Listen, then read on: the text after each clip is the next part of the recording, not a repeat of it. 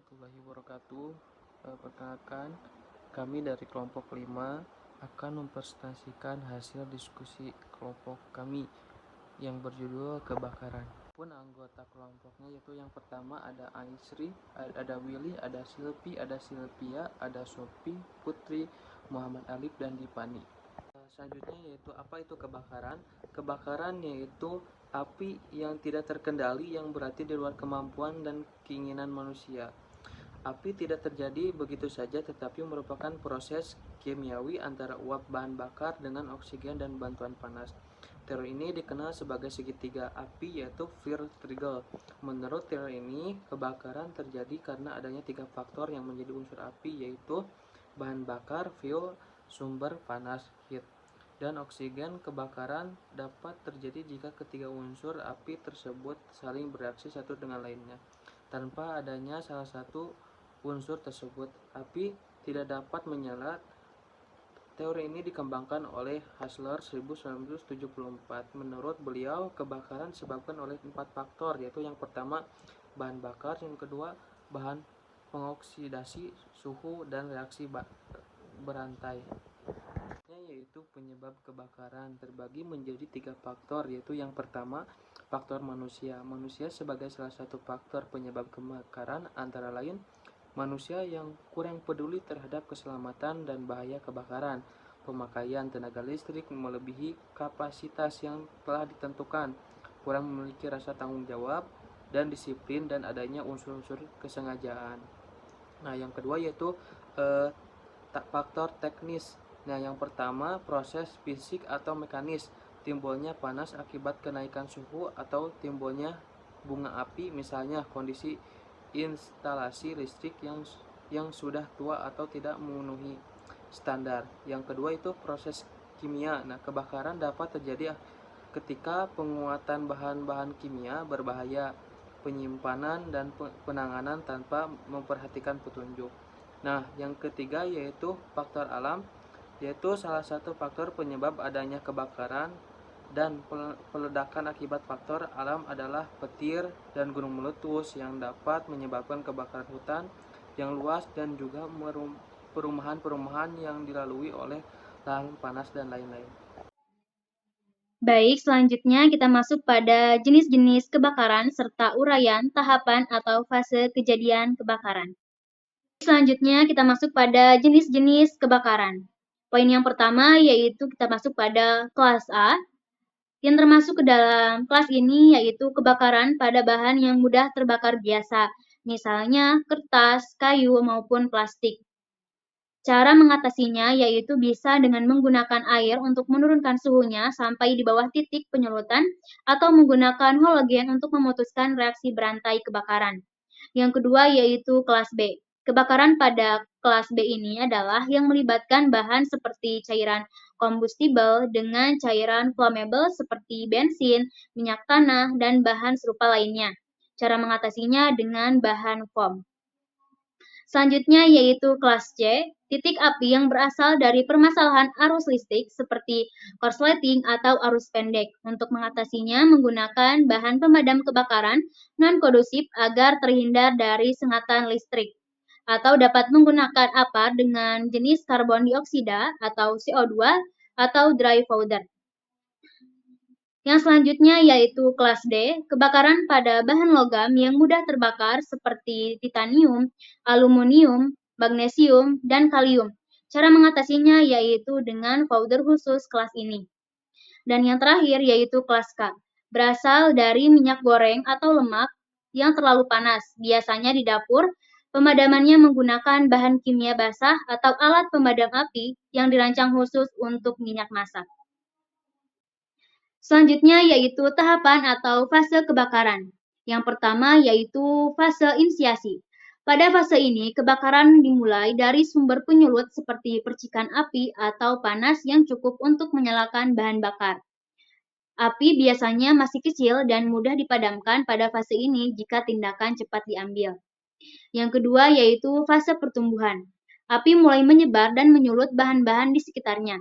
Asap dan panas mulai meningkat. Api bisa menyebar dengan cepat. Ventilasi, bahan bakar, dan oksigen memainkan peran penting dalam fase ini. Yang ketiga yaitu fase pemanasan menyeluruh atau fully developed fire. Pada fase ini, api telah mencapai puncak intensitasnya. Semua bahan terbakar di sekitar telah terlibat dalam kebakaran. Suhu sangat tinggi dan kebakaran ini bisa menjadi sangat sulit dikendalikan. Ini merupakan fase paling berbahaya.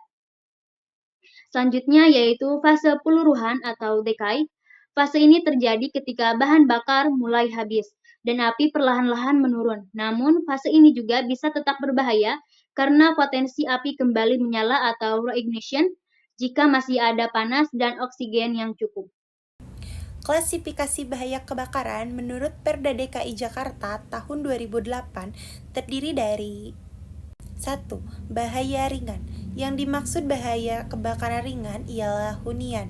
Contohnya seperti tempat ibadah, perkantoran, pendidikan, ruang makan, dan ruang rawat inap. Yang kedua, ada bahaya kebakaran sedang. Bahaya kebakaran sedang itu dapat dibedakan menjadi ada A, bahaya kebakaran sedang 1. Yang dimaksud bahaya kebakaran sedang 1 ialah bangunan yang terdiri dari tempat penjualan dan penampungan susu, restoran, pabrik gelas atau pabrik kaca, dan pabrik asetos. 1. Bahaya ringan. Yang dimaksud bahaya kebakaran ringan ialah hunian. Contohnya seperti tempat ibadah, perkantoran, pendidikan, ruang makan, dan ruang rawat inap. Yang kedua, ada bahaya kebakaran sedang. Bahaya kebakaran sedang itu dapat dibedakan menjadi ada A, bahaya kebakaran sedang 1. Yang dimaksud bahaya kebakaran sedang 1 ialah bangunan yang terdiri dari tempat penjualan dan penampungan susu, restoran, pabrik gelas atau pabrik kaca, dan pabrik asetos. 1. Bahaya ringan. Yang dimaksud bahaya kebakaran ringan ialah hunian. Contohnya seperti tempat ibadah, perkantoran, pendidikan, ruang makan, dan ruang rawat inap. Yang kedua, ada bahaya kebakaran sedang. Bahaya kebakaran sedang itu dapat dibedakan menjadi ada 3. Bahaya kebakaran berat. A. Bahaya kebakaran berat 1 yang dimaksud dengan bangunan gedung yang diklasifikasikan dalam bahaya kebakaran berat 1 antara lain bangunan bawah tanah atau basement, hangar pesawat terbang, pabrik korek api, gas, pabrik pengelas, dan pabrik bom plastik. B. Bahaya kebakaran berat 2 yang dimaksud dengan bangunan gedung yang diklasifikasikan dalam bahaya kebakaran berat 2 antara lain pabrik selulosa nitrat, pabrik yang menggunakan atau menyimpan bahan berbahaya. Nah, di sini ada jenis dan bentuk cedera fisik, masalah psikologis, sosial, dan spiritual korban bencana. Yang pertama itu ada jenis dan luka cedera fisik. A. Luka bakar. Luka bakar tingkat pertama hanya mengenal lapisan kulit terluar atau epidermis. Ini ditandai dengan kulit kemerahan, nyeri, dan pembengkakan ringan. Yang kedua ada luka bakar tingkat kedua. Ini tuh mengenai lapisan kulit yang lebih dalam atau dermis, ditandai dengan lepuh, nyeri intens, dan kulit tampak lembab atau berkilau. Selanjutnya ada luka bakar tingkat ketiga. Ini tuh menyebabkan kerusakan pada saluran lapisan kulit hingga ke jaringan di bawahnya. Biasanya tidak terasa sakit karena saraf-saraf telah rusak. Kulit tampak kering, pucat, atau bahkan hangus. Selanjutnya ada luka bakar tingkat keempat. Ini tuh merusak jaringan lebih dalam seperti otot, tulang, dan lemak. Ini adalah luka bakar paling parah dan membutuhkan tindakan medis segera. Keracunan asap. Menghirup asap dapat menyebabkan gangguan pernapasan serius. Asap kebakaran mengandung gas beracun seperti karbon monoksida dan hidrogen cyanida yang dapat menyebabkan kerusakan paru-paru, gangguan fungsi otak, bahkan kematian jika tidak segera ditangani. Selanjutnya ada cedera inhalasi panas. Selain gas beracun, korban kebakaran juga dapat mengalami luka pada saluran pernapasan akibat panas dari api yang menyebabkan pembengkakan tenggorokan, sulit bernapas, dan radang saluran pernapasan. Selanjutnya ada trauma tumpul. Saat berusaha melarikan diri, korban kebakaran seringkali terjatuh atau tertimpa benda. Ini dapat menyebabkan seperti patah tulang, memar, atau gegar otak. Selanjutnya ada dehidrasi dan shock. Paparan suhu panas ekstrim dapat menyebabkan kehilangan cairan yang signifikan, memicu dehidrasi, shock, dan gangguan elektrolit yang berbahaya bagi tubuh. Selanjutnya ada cedera mata. Asap dan panas dapat mengiritasi mata. Ini dapat menyebabkan kemerahan, nyeri, hingga kehilangan penglihatan sementara atau permanen. Nah, di sini ada fisiologis. Yang pertama, ada stres akut setelah kebakaran. Banyak korban mengalami stres akut yang ditandai dengan perasaan bingung, tidak berdaya, dan cemas berlebihan. Dan yang kedua, ada gangguan stres pasca trauma atau PTSD. PTSD sering dialami dalam korban kebakaran, terutama mereka yang terpapar langsung pada peristiwa yang mengancam nyawa atau kehilangan orang terdekat. Dan yang ketiga, ada kecemasan dan depresi. Dapat menyebabkan kecemasan yang berlangsung tentang masa depan, terutama jika korban kehilangan tempat tinggal atau pekerjaan. Depresi umumnya terjadi terutama jika kebakaran menyebabkan kerugian besar atau kehilangan orang-orang terdekat. Korban mungkin merasa putus asa, kehilangan minat dalam aktivitas sehari-hari. Dan yang keempat, ada rasa bersalah atau malu. Beberapa korban selamat dari kebakaran mungkin merasa bersalah karena selamat, sementara orang-orang yang lain tidak mereka mungkin merasa bertanggung jawab atas kematian atau cedera orang lain. Dan yang kelima, ada gangguan tidur. Korban kebakaran sering mengalami gangguan tidur, insomnia, atau mimpi buruk yang terkait dengan peristiwa tersebut. Buruk ini dapat memperburuk masalah psikososial. Nah, di sini yang keenam ada penarikan sosial. Banyak korban kebakaran yang merasa terisolasi atau tidak berhubungan dengan orang lain, terutama jika mereka kehilangan rumah atau mengalami kerugian besar. Penarikan sosial ini dapat menyebabkan kesulitan dalam membangun kembali hubungan sosial. Dan yang ketujuh, ada masalah dalam menyelesaikan diri korban. Kemungkinan mengalami kesulitan dalam menyelesaikan diri sebagai kondisi pasca bencana, seperti kehilangan rumah, berpindahnya tempat baru, atau menghadapi tantangan finansial mereka.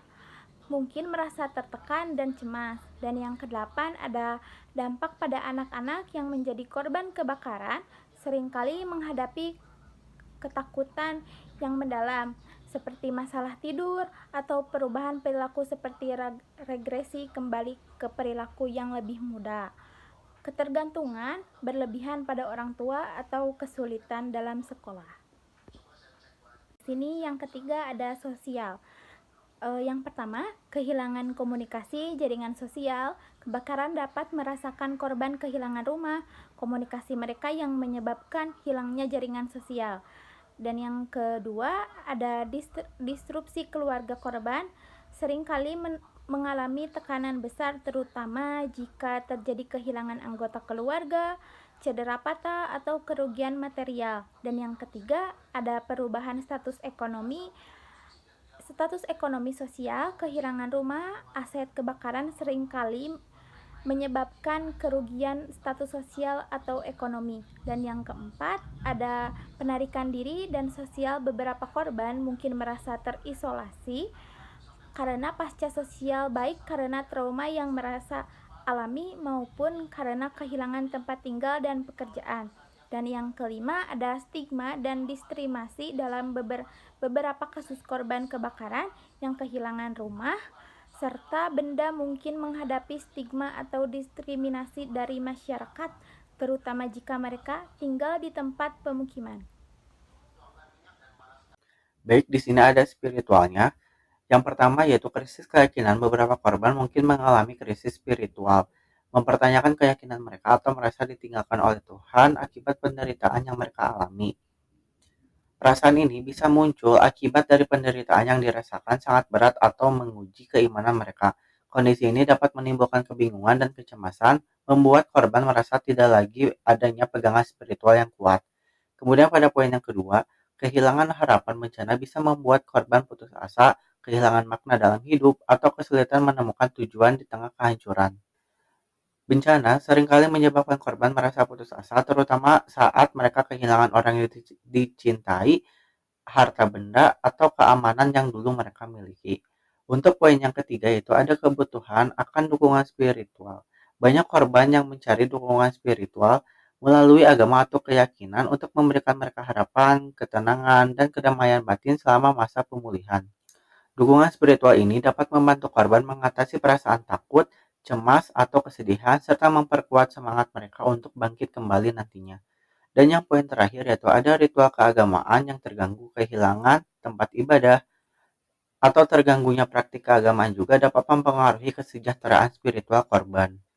Kenapa bisa seperti itu? Karena bagi sebagian orang, praktek keagamaan memiliki peran penting dalam kehidupan sehari-hari. Dan kehilangan akses ke tempat atau sarana untuk beribadah bisa membuat mereka merasa hampa atau lebih rentan secara emosional. Kemudian di sini ada masalah-masalah kesehatan di pengungsian. Yang pertama yaitu ada gangguan pernapasan kronis seperti iritasi pada hidung dan tenggorokan, flu, batuk, saraf pembau terganggu, batuk berdahak, radang saluran pernapasan, dada terasa sakit atau nyeri sementara, dan pernapasan tersengal-sengal. Untuk yang kedua yaitu ada gangguan pernapasan akut seperti sesak napas, batuk parah menahun, kerusakan permanen pada saraf pembau, perdarahan pada saluran pernapasan, batuk darah, infeksi, dan peradangan pada paru-paru. Untuk poin yang ketiga yaitu ada sakit kepala, pusing, gangguan konsentrasi, dan gangguan tidur atau insomnia. Dan yang keempat yaitu ada iritasi pada kulit, gatal-gatal pada kulit, karena paparan atau zat beracun dari kebakaran bisa menyebabkan iritasi seperti gatal-gatal atau bahkan ruam pada kulit. Dan untuk yang kelima yaitu ada kelelahan, tegang pada otot, dan badan terasa lemah. Korban bisa merasakan kelelahan yang intens, ketegangan otot, dan badan yang lemah akibat stres atau paparan zat yang berbahaya. Kemudian yang keenam yaitu ada iritasi pada mata atau sakit pada mata. Asap dari kebakaran dapat membuat mata terasa perih ataupun merah dan mengalami iritasi. Kemudian yang ketujuh ada gangguan pencernaan seperti mual, muntah, atau gangguan metabolisme. Dan yang kedelapan yaitu ada nafsu makan berkurang, akan berpengaruh nantinya pada berat badan menurun. Dan yang kesembilan yaitu ada kehilangan kesadaran. Beberapa orang dapat mengalami pingsan atau hilang kesadaran akibat paparan karbon monoksida atau zat berbahaya lainnya. Dan yang ke-10 yaitu ada gangguan jantung. Kebakaran juga dapat memperburuk kondisi jantung, meningkatkan resiko gangguan irama jantung atau serangan jantung. Dan yang terakhir yaitu demam. Beberapa orang yang mungkin mengalami demam sering sebagai respon tubuh terhadap infeksi ataupun iritasi.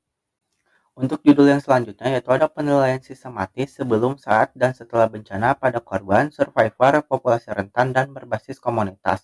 Untuk poin yang pertama yaitu ada penilaian sebelum kebakaran atau pre-kebakaran, yaitu ada identifikasi risiko. Penilaian risiko kebakaran dilakukan dengan mengidentifikasi wilayah yang rawan kebakaran, misalnya area dengan banyaknya bahan yang mudah terbakar. Kemudian kesiapsiagaan, yaitu mengukur kesiapsiagaan masyarakat seperti pengetahuan mengenai prosedur evakuasi, ketersediaan jalur evakuasi, alat pemadam kebakaran, dan akses terhadap informasi darurat. Untuk poin yang kedua yaitu ada penilaian kebakaran selama kebakaran atau saat kebakaran. Yang pertama yaitu ada situasi darurat, penilaian cepat terhadap jumlah korban atau orang yang terjebak di lokasi kebakaran. Kemudian ada kapasitas respon darurat, yaitu mengukur seberapa efektif tim pemadam kebakaran dan layanan darurat dalam merespon termasuk aksesibilitas area yang terkena kebakaran. Kemudian ada komunikasi dan informasi, evaluasi apakah informasi darurat telah disampaikan dengan baik kepada komunitas dan apakah jalur komunikasi tetap terbuka saat ataupun selama bencana. Yang ketiga itu ada penilaian setelah kebakaran atau pasca kebakaran. Poin yang pertama ada dampak terhadap korban atau survivor. Penilaian medis terhadap korban luka bakar, seperti paparan asap dan kondisi fisik lainnya, serta pemberian perawatan fisik dan psikologis pada survivor. Pengumpulan data mengenai jumlah korban jiwa, tingkat kerusakan properti, dan infrastruktur yang hancur. Untuk poin yang kedua yaitu ada pemulihan populasi rentan, yaitu mengidentifikasi kebutuhan jangka panjang dari kelompok rentan seperti tempat tinggal sementara, bantuan medis khusus, atau dukungan psikososial. Untuk poin yang ketiga terakhir yaitu dukungan komunitas dan rehabilitasi, yaitu menilai kemampuan komunitas untuk pulih dari bencana termasuk dukungan dari pemerintah. Kemudian, pemulihan ekonomi komunitas dengan fokus pada menciptakan peluang kerja baru, memperbaiki infrastruktur, dan memastikan kembali berfungsinya layanan publik. 4. Ada penilaian survivor. Penilaian survivor pada bencana kebakaran mengacu pada evaluasi kondisi fisik, psikologis, dan sosial para korban selamat setelah terjadinya kebakaran. A. Kondisi fisik. 1. Cedera akibat api seperti luka bakar atau keracunan asap. 2. Status kesehatan umum seperti dehidrasi atau masalah pernapasan. 3. Kebutuhan medis darurat. B. Kondisi psikologis. Pertama, ada trauma atau stres pasca kejadian. Kedua, kecemasan, depresi atau PTSD, Post Traumatic Stress Disorder. Yang ketiga, dukungan psikologis atau kebutuhan konseling. C. Kondisi sosial. Pertama, kehilangan tempat tinggal dan barang berharga. Yang kedua, ada status sosial ekonomi yang terdampak. Dan yang ketiga, dukungan dari komunitas atau keluarga. D. Kebutuhan logistik. Pertama, akses ke tempat penampungan sementara. Yang kedua, kebutuhan makanan, air, pakaian, dan sanitasi. Dan yang ketiga, koordinasi dengan lembaga bantuan bencana. Kelima, ada penilaian populasi rentan. Penilaian terhadap populasi rentan pada bencana kebakaran melibatkan identifikasi, kebutuhan khusus, serta penyediaan intervensi yang tepat untuk memastikan keselamatan dan pemulihan korban. Proses penilaian ini mencakup beberapa langkah utama. A. Identifikasi populasi rentan. Pertama, ada anak-anak. Yang kedua, ada lansia. Ketiga, ada penyandang disabilitas. Keempat, wanita hamil dan ibu dengan anak kecil. Dan yang kelima, orang dengan kondisi kesehatan mental. Selanjutnya ada kondisi fisik, yaitu evaluasi cedera dan akses ke obat-obatan. Selanjutnya ada kondisi fisiologis, yaitu trauma dan stres pasca bencana, dan dukungan psikososial. Adapun kondisi sosial dan ekonomi, yaitu kehilangan sumber penghidupan, serta kehilangan tempat tinggal. Selanjutnya ada akses ke layanan, yaitu penilaian infrastruktur dan koordinasi dengan lembaga bantuan, serta intervensi khusus yaitu ada evakuasi yang disesuaikan. Selanjutnya ada 6 penilaian berbasis komunitas. Yang pertama, identifikasi kerentanan dan kapasitas. Yang kedua, yaitu pengumpulan data lokal. Yang ketiga, evaluasi dampak sosial dan ekonomi. Yang keempat, yaitu perumusan strategi pemulihan. Yang kelima, berkelanjutan dan ketahanan komunitas. Dan yang terakhir, yaitu pemantauan dan evaluasi berkelanjutan.